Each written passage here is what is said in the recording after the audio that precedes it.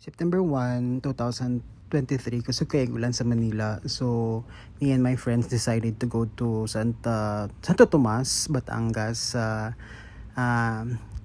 dito sa may Padre Pio Church sa Santo Tomas. So, pagabot na mo diri, okay lang, walang ulan, thank God.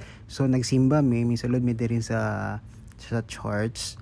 And then, labda na mo na nagmisa. So, may attend lang mi sa misa. Ayan.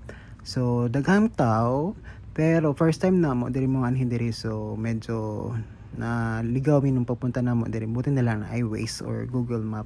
So yan, nag-start na ang misa. So buti na lang nabta na mo ang misa. So yan, while waiting sa misa na mahuman, so ayan, wait natin mahuman. Tapos yan, maghahanap kami ng CR kasi nga after ng misa na CCR kami. Naiihi.